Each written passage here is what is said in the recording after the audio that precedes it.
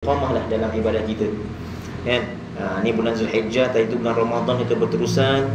Bulan Ramadan kita dah habis, kita terus dengan bulan Syawal dengan puasa 6 sittatu min syahri ayyam min Syawal, dan kita sambung pada bulan Zulhijjah dengan ibadah korban dan wukuf di Arafah. Dan nak sampai daripada bulan Zulhijjah, kita nak sampai balik ke bulan Ramadan itu. Mudah-mudahan kita punya ibadah kita konsisten. Maksudnya kalau ikut graf tu jangan makin turun, tuan-tuan. Ni masa tu Ramadan dia naik tinggi jauh. Kalau ikut graf.